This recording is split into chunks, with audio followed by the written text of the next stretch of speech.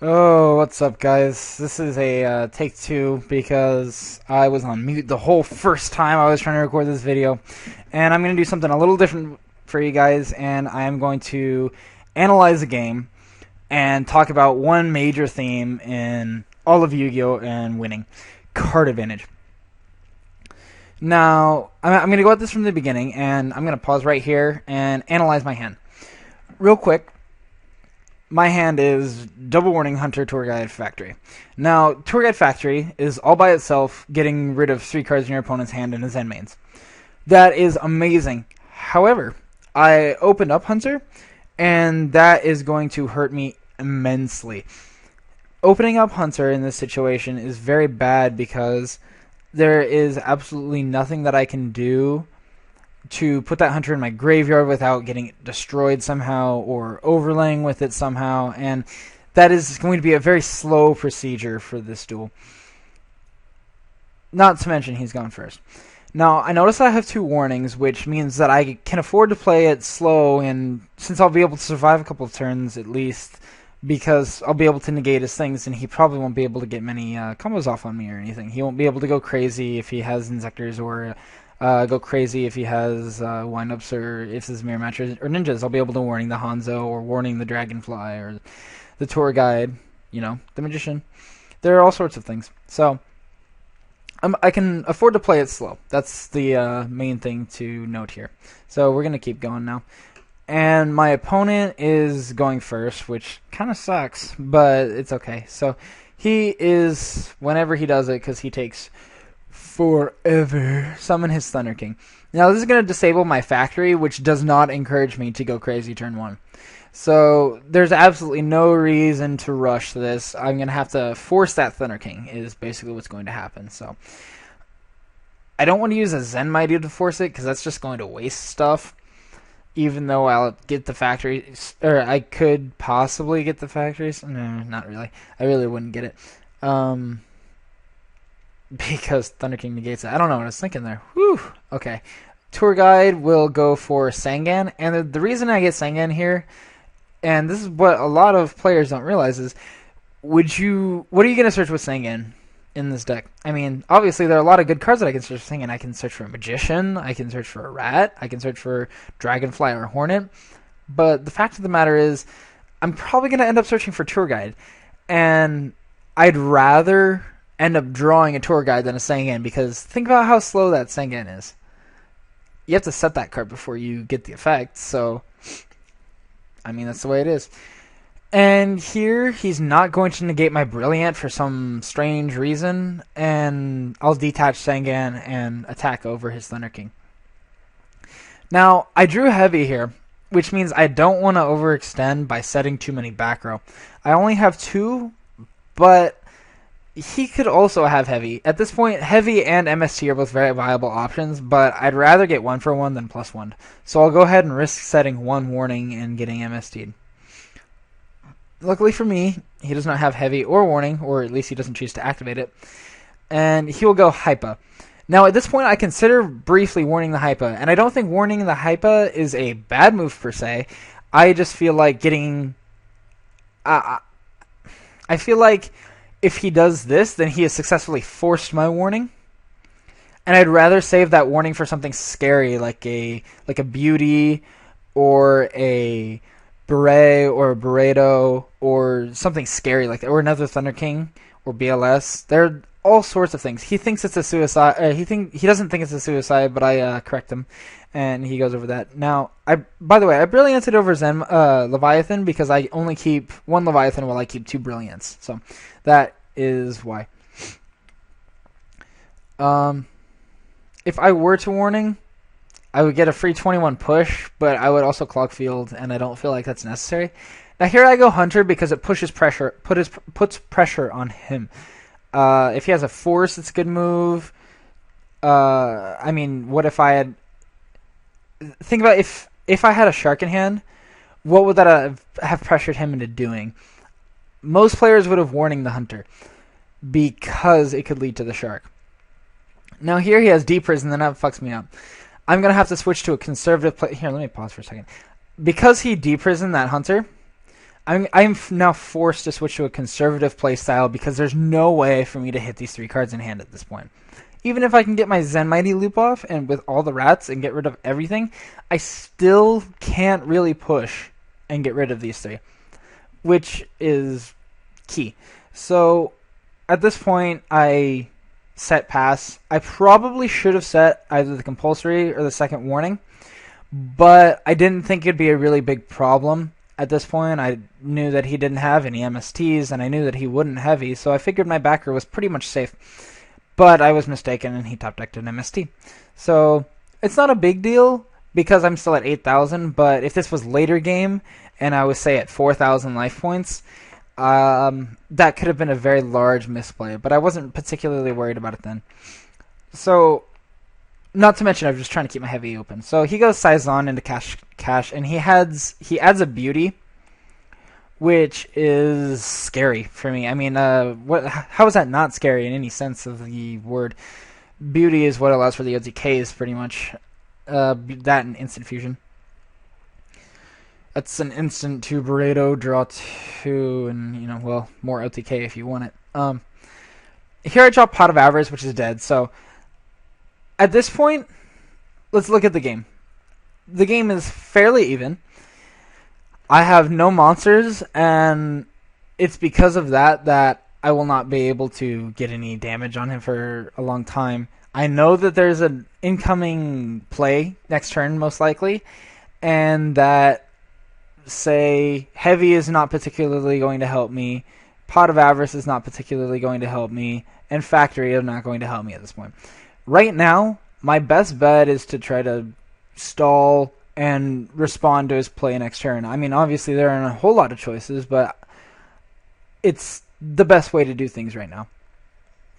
So I would not particularly want to set 1 or 2 back row, just in case of another MST, but I mean, I'm not really thinking it's going to be there, so I feel comfortable enough setting 1 and making him fearful of these 4 cards in hand.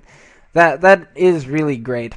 The fear of Heavy Storm and the fear of back row and cards in hand are completely different. So the fear of Heavy is probably one of the things that prevent him from setting more back row unless he has more monsters in hand and that sort of thing. So he has a shitty trap card, Trick House, that destroys my warning, and at this point I am in a bad situation. I really don't have any answers for any of this other than a compulse for the Burrito next turn, but at that point he has another monster coming, and I know he has a beauty, which means he could go into his Zen mains next turn. That is, if he doesn't go for a Beret or another Burrito the turn after this one. So luckily for me, he goes for Staff Officer and switches, which is a draw 1, but it could have been a lot worse if he had instant fusion. I could have gotten OTK'd. So I'll take his 28 from Burrito. And at this point, I am looking for conservative ways to destroy his field and advantage. Right here, we're tied 5-5. However, he has a very large monster that is very capable of generating pluses.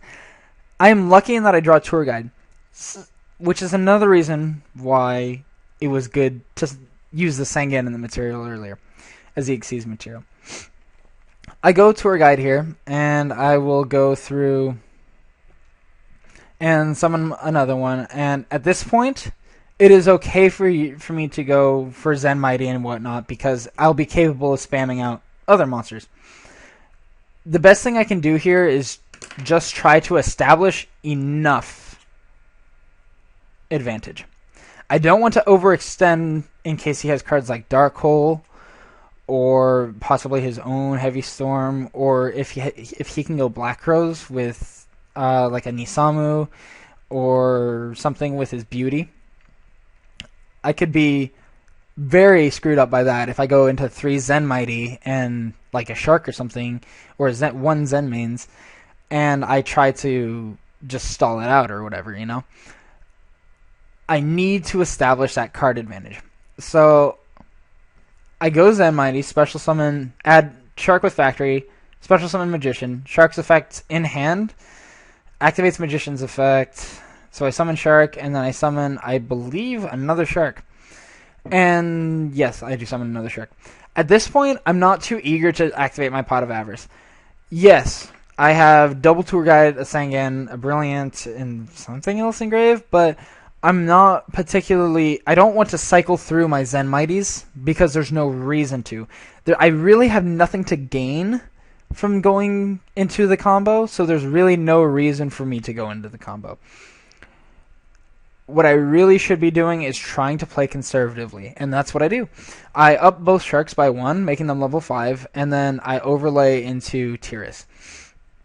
Now, this is a critical moment in the game. It's just so crucial. I briefly consider Adreus, but Tiras is clearly the better move because it can't be destroyed by card effects. If he has Dark Hole now, or if he has Black Rose, I'm okay. I'm not going to get OTK'd. I'm not going to lose. And that is why Tiras is such a good choice right now. Tiras will attack over the Nishipachi, and then I'll end the battle phase and destroy his Burrito. And that Nishipachi does not switch to attack. I don't know why he does that. It's really bad. Oh, I'm sorry, guys. I'm getting so many text messages. Oh, gosh. Man, this sucks. I hate dealing with noobs, don't you? Anyways, sorry about that. So, I'm not overextending, and you can see at this point, just freeze frame, this point, he has 3 cards in hand, and this is about to be destroyed. I have a Dead Magician, a Zen Mighty that can get a plus next turn, a Tiras, and a Factory that will plus me next turn. Not to mention, if all of this on the field was completely disregarded, if I had a Compulse, an Avarice, and a Heavy, and he had 3 cards in hand, I would be in a pretty good situation considering this Pot of Avarice would be live. That's just something to think about. So, constantly be putting it through your head that you need to understand what your opponent's doing and be trying to establish some sort of card advantage. So, the next little bit is not very important. He's going to T-set. I go for Zen Mighty, blah, blah, blah, blah, blah, blah, blah. I draw Rat, blah, blah, blah, add Shark. And then I activate Rat's effect, summoning a Shark from my grave, and I'll go for Zen Mains. This is another key thing. If he has Torrential now, I'm fine. I don't need to fear Torrential. I don't need to fear Mirror Force. I don't need to fear Warning because Warning wouldn't matter either way.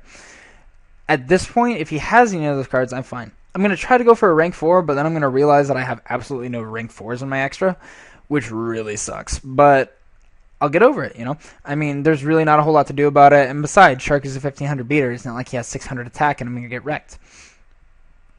So, it's not too big of a deal. We're going to go into the battle phase, and we'll see he has Mirror Force here. And, again, it's not really going to matter that much. I mean, yes, I lose a Shark and a Zen Mighty, which is a +1 for him, but look at card advantage again. I have 3 cards in hand. 3 cards that can probably OTK him, considering I have 2 Zen Mighties left. And a Pot of Avarice. You have to think about that sort of thing. I can eliminate all of his back row. I can rat into Zen Mighty, into, if I want, another Zen Mighty, and then into a Zen Mains. There's really no reason for me to be pushing too hard at this point. As long as I can keep this card advantage, it doesn't matter. And you can see right here that even before I go into main phase 2, he's going to scoop it up. And so, I mean, it's just the little things like that. It's the little things in which stuff like this is going on that stuff like this happens. And it's not really a big deal until it happens. But that card advantage is absolutely critical. So thank you guys so much for watching. Let me know what you guys think of this sort of style of video. Sorry about the little end part here. It got kind of fucked up. But thanks for watching. Have a great day. Bye.